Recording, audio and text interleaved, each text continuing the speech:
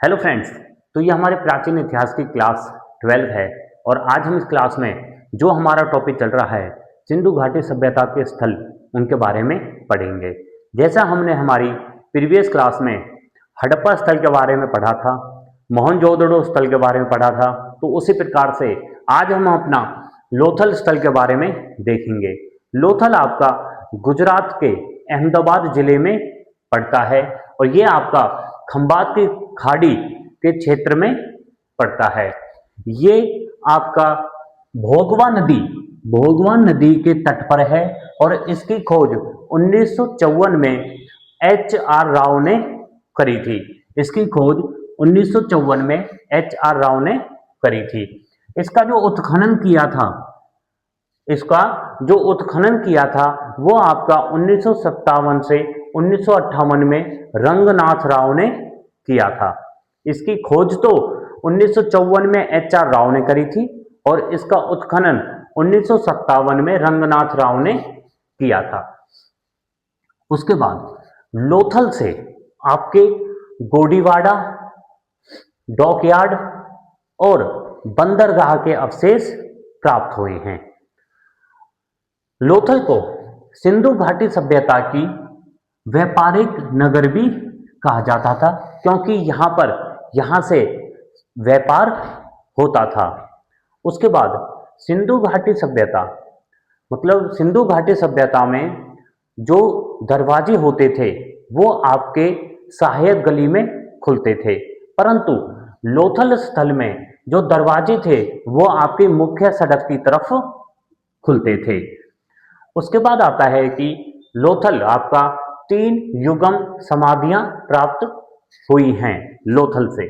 फिर आता है कि लोथल से ही चावल के अवशेष, बाजरा के साक्ष्य, हाथी दांत पैमाना आपके लोथल से प्राप्त हुए हैं। हाथी दांत पैमाना स्केल आपका लोथल से मिला है। मिट्टी का जलियान मॉडल आपका लोथल से मिला है। तांबे की कुत्ते की मूर्ति आपकी लोथल से मिली है। अग्नि वेदिकाएं आपकी वृत्ताकार और चकोर 2 आकार में अग्नि वेदिकाएं प्राप्त हुई थी लोथल से। फिर आता है कि लोथल को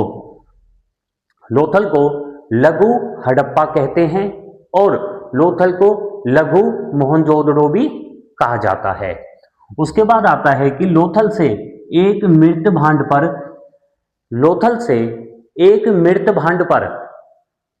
एक वृक्ष का चित्र मिला है और उस वृक्ष पर एक चिड़िया बैठी हुई है जिसके मुंह में मछली है और उस वृक्ष के नीचे एक लोमड़ी खड़ी हुई है, उसका चित्र मिला है। उसके बाद आटा पीसने की चक्की के अवशेष मिले हैं। बाट वजन वाले बाट के अवशेष मिले हैं, बाट प्राप्त हुए हैं। मम्मी का उदाहरण मिला है लोथल से। नहर के अवशेष मिले हैं। मालिक के साथ बकरे के अवशेष मिले हैं, मतलब मृतक के साथ आपके बकरे के अवशेष मिले हैं। छिद्रयुक्त बालक की खोपड़ी मिली है। घोड़े की मूर्तियां मिली हैं। दिशा मापक यंत्र मिला है लोथल से। दिशा मापने के लिए जो यंत्र होता है वो आपका लोथल से मिला है। स्वर्ण के आभूषण मिले हैं। फारस की मोहरें मिली हैं।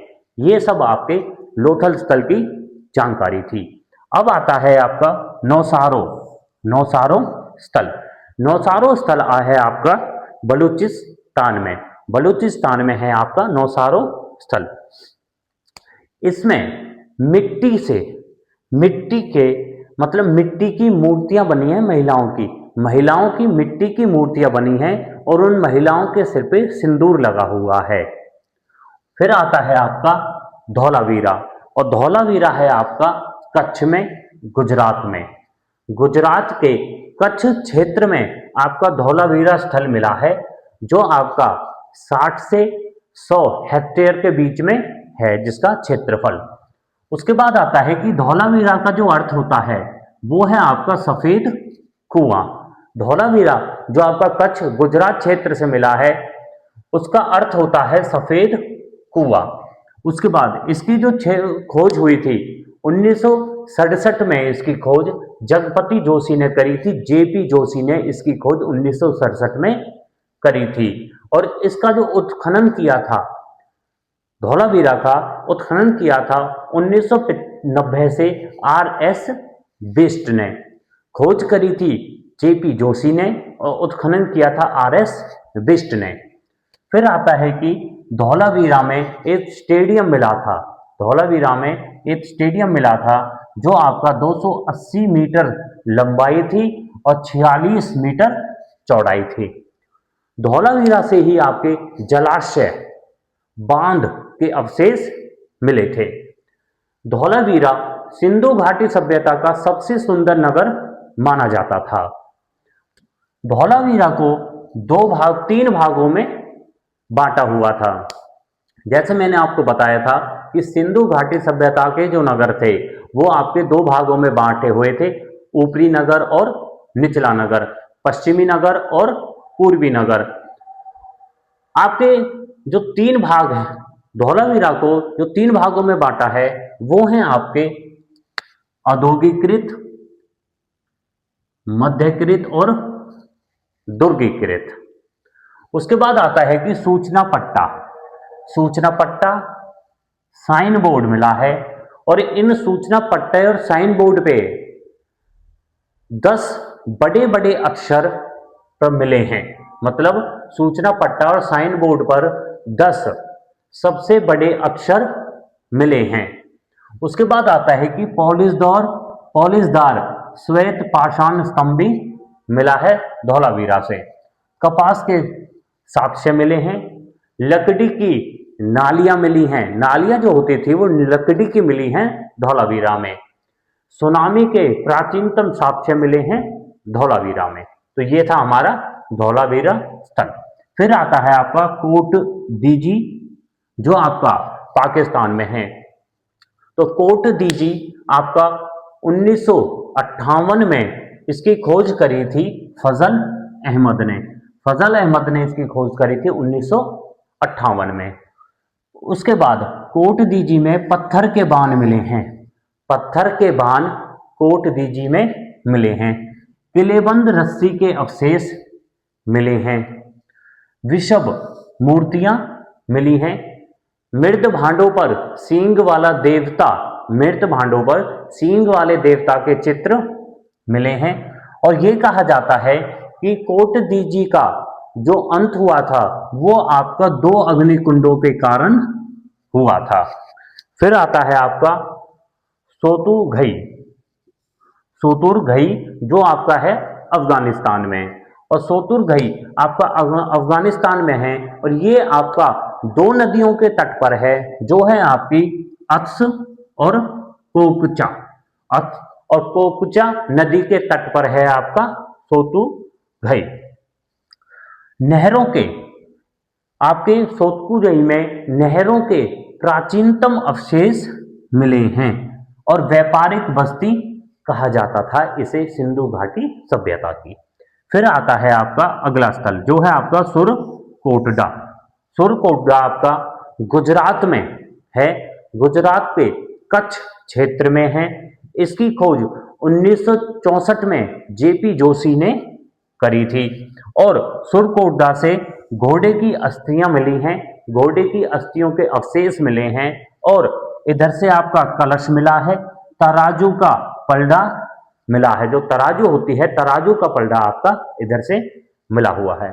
उसके बाद आता है जम्मू कश्मीर के स्थल। जम्मू कश्मीर में आपके बाबरकोट स्थल है और आपका पादरी स्थल है। फिर आता है आपका रंगपुर। और रंगपुर है आपका काठियावाड़। काठियावाड़ क्षेत्र जो आपका है गुजरात में। रंगपुर है आपका गुजरात में। फिर आता है कि ये रंगपुर जो है ये आपका मादर नदी के तट पर है। मादर नदी के तट पर है आपका रंगपुर जो आपका काठियावाड़ क्षेत्र में है, गुजरात में है। उसके बाद रंगपुर से आपकी धान की भूसी के ढेर मिले हैं। धान की भूसी के ढेर आपके रंगपुर से मिले हैं और चावल के साथ से मिले हैं आपके लोथल से। उसके बाद आता है कि इसकी जो खोज हुई थी, रंगपुर की खोज 1953 में माधव स्वरूप व रंगनाथ राव ने करी थी। रंगपुर की खोज 1953 में माधव स्वरूप व रंगनाथ राव ने करी थी और रंगपुर से ही कलश कलश मिला है और ईंटों के दुर्ग मिले हैं। उसके बाद आता है हमारा अगला स्थल जो है आपका रोपड़। रोपड़ है आपका पंजाब में रूपनगर में, पंजाब के रूपनगर जिले में आपका रोपड़ स्थल है और ये आपका सतलुज नदी के बाएं तट पर स्थित है। सतलुज नदी के बाएं तट पर है आपका रोपड़ और इसकी खोज करी थी 1953 में बीबी लाल ने। बीबी लाल ने 1953 में रोपड़ की खोज करी थी और इसका जो उत्खनन किया था वो आपका 1953 में भी बीबी लाल ने ही उत्खनन किया था। और आजादी के बाद भारत और पाकिस्तान 3 जून 1947 को जब अलग हो गए थे या जब अंग्रेजों को भारत से आजादी मिली थी, तो आजादी के बाद भारत में प्रथम खोजा गया स्थल, आजादी के बाद भारत में प्रथम खोजा गया स्थल है आपका रोपड़। उसके बाद आता है कि मालिक के साथ कुत्ते को दफनाने के जो साक्ष्य मिले हैं वो आपके रोपड़ से मिले हैं। उसके बाद आता है आपका बनावली और बनावली है आपका फतेहाबाद में। बनावली फतेहाबाद में है, हरियाणा में है और ये आपका सरस्वती नदी व घग्गर नदी के तट पर है। इसकी खोज 1974 में रविंद्र सिंह बिष्ट ने करी थी।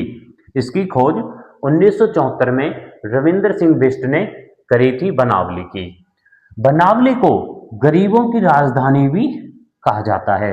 गरीबों की राजधानी बनावली को कहा जाता है और बनावली से ही आधे जले हुए जौ के अवशेष मिले हैं। अध जले जौ के अवशेष आपके बनावली से मिले हैं। अग्नि वेदिकाओं के अवशेष भी आपके बनावली से मिले हैं। तिल व सरसों के ढेर आपके बनावली से मिले हैं। मिट्टी का हल भी आपका बनावली से मिला है। नारी की मूर्तियां, महिलाओं की मूर्तियां आपकी बनावली से मिली हैं। मिट्टी के खिलौने भी आपके बनावली से मिले हैं। बैलगाड़ी के पहिए, बैलगाड़ी होती है, बैलगाड़ी के पहियों के निशान आपके बनावली से मिले हैं। धावन पात्र भी आपका बनावली से मिला है। मोहरे कसौटी आपकी बनावली से मिली है। सैंधव सभ्यता के अवशेष आपके बनावली से मिले हैं। मुद्रा पर विचित्र पशु के अवशेष भी आपके बनावली से मिले हैं। जुते हुए खेत आपके बनावली से मिले हैं। जुते हुए खेत आपके बनावली से मिले हैं और आपके कालीबंगा से मिले हैं, जो राजस्थान का स्थल है कालीबंगा, उधर से भी आपके जुते हुए खेत के प्रमाण मिले हैं। उसके बाद आता है आपका डाबरकोट। डाबरकोट है आपका बलूचिस्तान में। डाबरकोट है आपका बलूचिस्तान में और इसकी खोज 1928 में आर.एल. स्टाइन ने करी थी। 1928 में आर.एल. स्टाइन ने इसकी खोज करी थी डाबरकोट की। उसके बाद आता है आपका बालाकोट और बालाकोट भी है आपका बलूचिस्तान में और बालाकोट है आपका बिंदार नदी के तट पर। बिंदार नदी के तट पर है आपका बालाकोट और बालाकोट से आपके बंदरगाह व सीप होती है और बंदरगाह के अवशेष मिले हैं और बालाकोट की खोज 1963 में एफ डेल्स ने करी थी। तो फ्रेंड्स, ये हमारा प्राचीन इतिहास की क्लास 12 थी, जिसमें आज हमने सिंधु घाटी सभ्यता के स्थलों के बारे में पढ़ा था। Thank you.